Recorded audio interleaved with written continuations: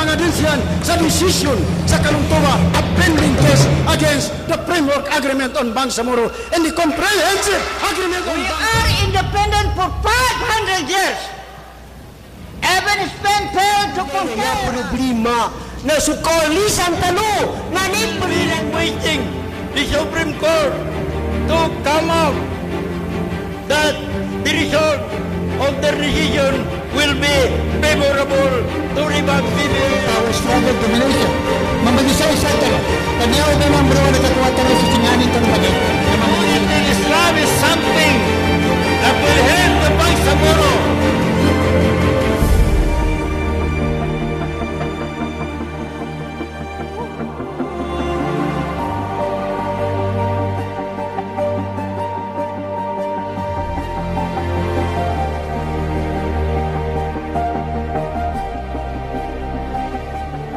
Ang pangunahing layunin ng summit na ito ay upang magtipon-tipon ang mga Bangsamoro leaders upang makabuo ng pinag-isang posisyon sa mga critical na isyong kinakaharap ng mga Bangsamoro sa pangkalahatan at ang kasalukuyang peace roadmap ni Pangulong Rodrigo Duterte.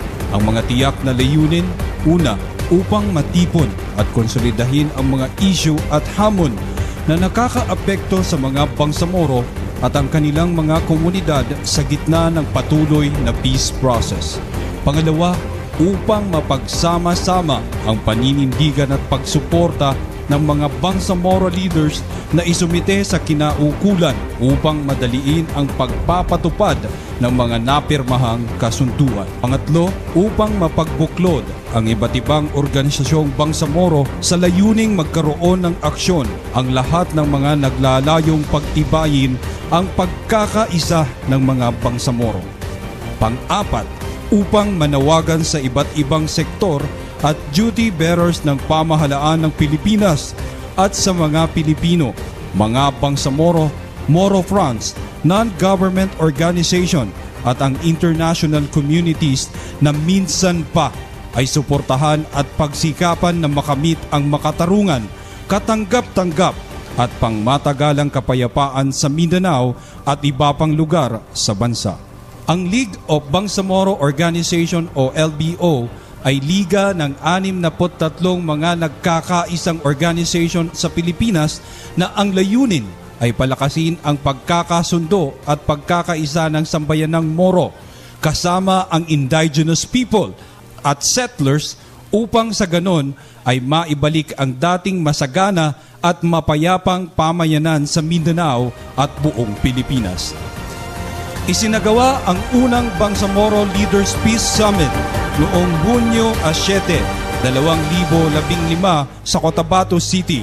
Nabuo ang isang petition paper na ibinigay sa liderato ng MILF na bumalik na sa orihinal na aspirasyon nitong independensya kung ang original na PBL ay hindi maipasa sa Kongreso. Mas mabuting bumalik na lang sa original aspiration ng Bangsamoro na independence. Bilang independent ay totally po ay isang sovereign.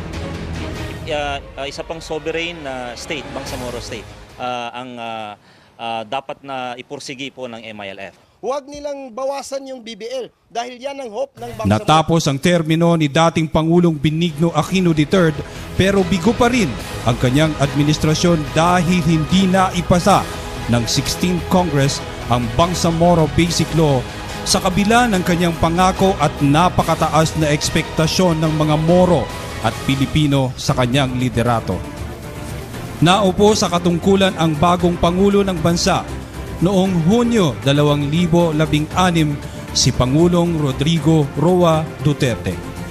Ang Pangulong Duterte ay maraming beses na niyang sinabi sa kanyang mga talumpati na ito na ang panahon upang mahinto na ang matagal nang hindi makatarungang pagtrato sa mga Bangsamoro ng mga naunang namuno sa Pilipinas sa pamamagitan ng pagbigay sa kanilang karapatang magkaroon ng gobyerno na tutugon at naaayon sa kanilang kultura at rehiyon.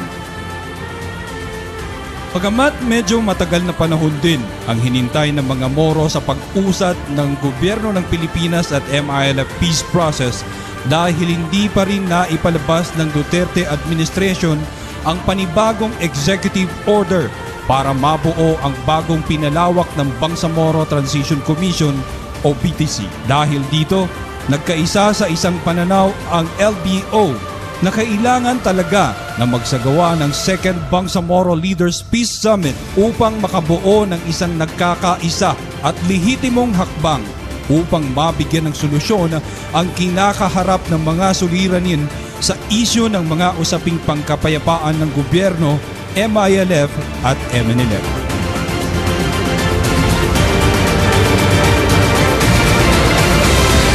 At dito na nagkita-kita ang mga Bangsamoro leaders upang masusing pag-usapan sa pamamagitan ng plenaryo ng Peace Summit na ginanap sa Sharif Kabunsuan Cultural Complex, lungsod ng Cotabato nitong Oktubre 30, taong 2016. Mahigit 400 leaders ang lumahok na nanggaling sa iba't ibang lugar tulad ng Sulu, Tawi-Tawi, Basilan, Zamboanga City, Lanao, Sultan Kudarat Province, General Santos City, Sarangani, South Cotabato, North Cotabato, Maguindanao, Bukidnon, Davao at Manila.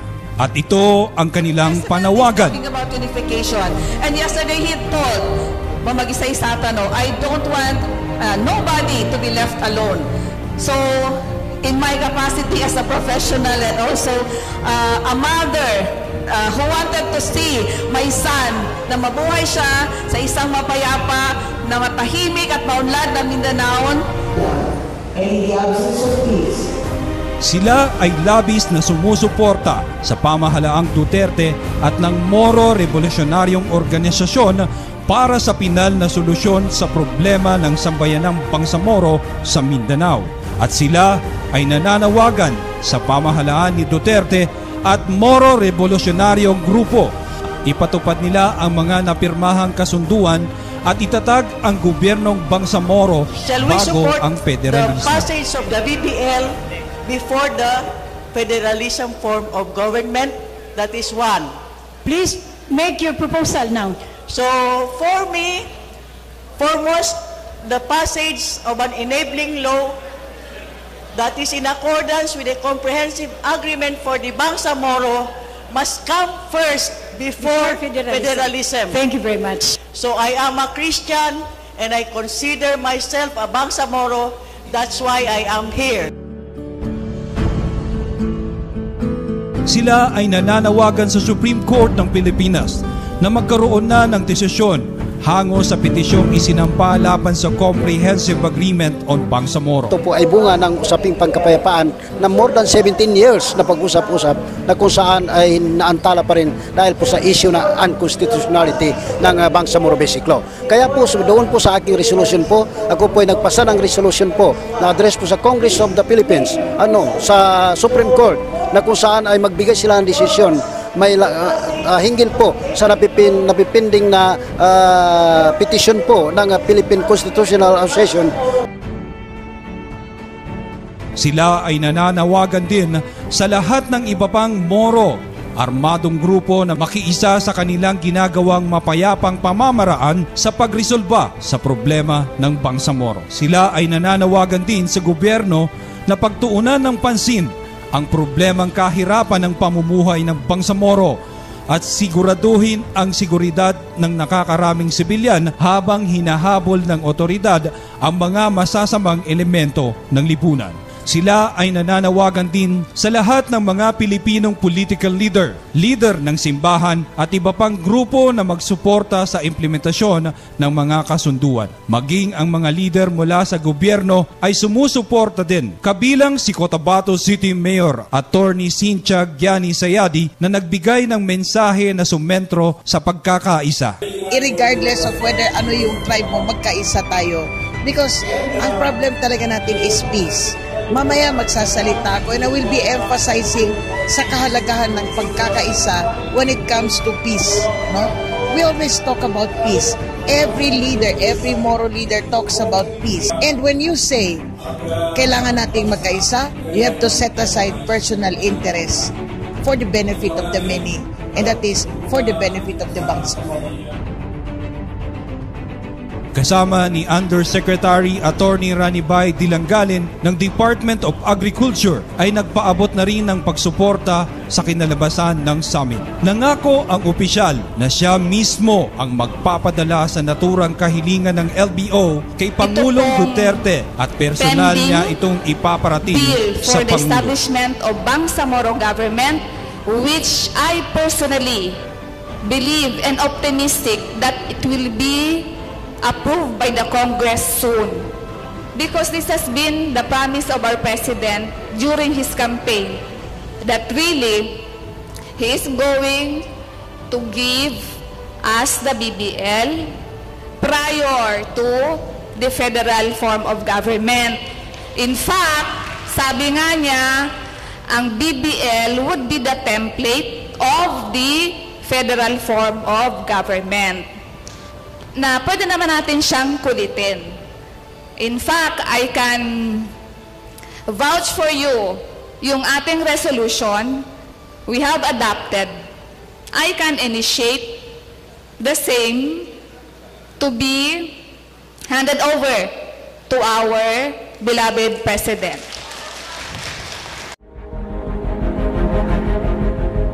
Ang gobernador ng Autonomous Region in Muslim Mindanao, si Governor Mujib Hataman at Governor Dato Pax Manguda Dato ng Sultan Kudarat Province, nagpaabot naman ng paumanhin dahil hindi sila nakadalo dahil sa kanilang mahalagang transaksyon. Hindi rin pinalampas ng pinuno ng Moro National Liberation Front o MNLF at ng Moro Islamic Liberation Front o MILF na nagpadala ng mensahe sa summit na ito. Ayon kay Dato Abdul Nasir V. Sultan Ismail ng MNLF, pinapaabot ni Founding Chairman Nur Miswari sa pamamagitan ng kanyang Chief of Staff na sila ay sumusuporta sa iisang Bangsamoro para sa kapayapaan. Nagpadala na rin ng suporta ang liderato ng MILF na pinamumunuan ni Chairman Alhaj Murad Ibrahim sa pamamagitan ng 4 pahinang sulat na binasa ng MILF Head of Secretariat Attorney Muhammad Amin. Tinawag ng leader na excellent undertaking